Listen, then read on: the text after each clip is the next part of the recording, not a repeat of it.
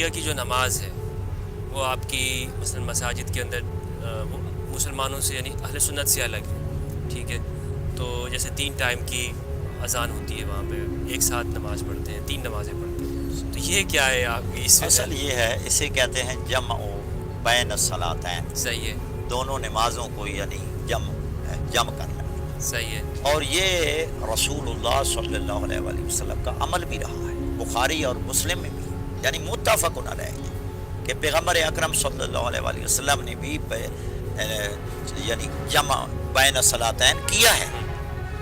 تو یہ یعنی سنت پیغمبر بھی ہے کہ ہماری یعنی آذان ایک ہوتی ہے، اس میں مثال کے طور پر ظہر کی آذان ہوتی ہے، ظہر کے ساتھ ظہر کی نماز ہم پڑھتے ہیں، تسبیح پڑھتے ہیں، دعائیں پڑھتے ہیں، سنتے پڑھتے ہیں، ساتھ یعنی عصر کا وقت یعنی شروع ہو جاتا ہے، ہمارے جو فقہاء نے لکھا ہے، اچھا، تو وہ بھی آپ یعنی پڑھ سکتے ہیں، اس میں یہ یعنی کوئی حرج نہیں ہے.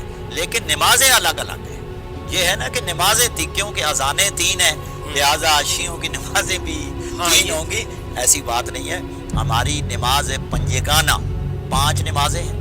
اور دوسرے یہ ہے کہ شیعہ کی فقہ کی کتابیں یعنی متداول کتابیں موجود ہیں، متداول ہیں، اور اس میں آپ دیکھ لیں شیعوں کی کتنی نمازیں ہیں.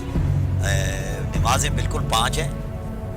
صرف یہ یعنی فرق ہے کہ ہم حضور کے ایک عمل یعنی ایک سنت پر عمل کر لیتے ہیں. لیکن اب یہ ہے کہ میں یعنی ظہر کی نماز پڑھتا ہوں، ظہر کی نماز کے بعد یعنی 3 بجے 4 بجے عصر کی پڑھ لیتا ہوں. ہمارے ہاں یہ ہے کہ فرادہ بھی پڑھ سکتے ہیں، یعنی الگ الگ بھی پڑھی جا سکتی ہے. بہترین طریقہ ہے، الگ بھی پڑھ لیں اور جمع بین الصلاتین بھی کر لیں، دونوں جائز ہیں. اب جو میرا معمول ہے، ہاں اگر کوئی دیر ہو جائے یا کہیں میں نے جانا ہو تو پھر میں ظہر اور عصر یا مغرب اور عشاء جو ہیں وہ تھوڑا وقفے سے یعنی جمع بین الصلاتین کر لیتا ہوں. لیکن عام اوقات میں الگ الگ پڑھتا ہوں، اور بعض ہمارے علماء یعنی الگ بھی پڑھتے ہیں. ہمارے ہاں یہ ہے کہ الگ بھی پڑھی جا سکتی ہے، جمع بین الصلاتین بھی جائز ہے، اور سنت رسول ہے جس میں سنی کتابیں بھی یعنی خاص کر بخاری مسلم سیاستہ میں باقاعدہ حضور کا عمل ہے. دوسرا یہ ہے کہ اہل سنت میں یہ ہے، سنی بھائیوں میں، کہ وہ کہتے ہیں جی نہیں الگ الگ ہی پڑھنی ہے، جمع بین الصلاتین نہیں ہے. ان کو بھی یعنی یہ دیکھنا چاہیے کہ دونوں طریقے جائز ہیں.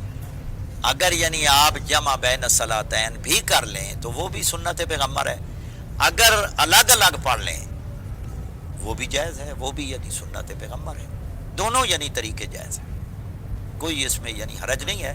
اور دوسرا شیعہ کی 5 ہی نمازیں ہیں، اور ماشاءاللہ آپ نے بھی پڑھی ہے جی، اور بھی علماء اہل سنت میرے پاس آتے ہیں، نمازیں یہاں پڑھتے ہیں.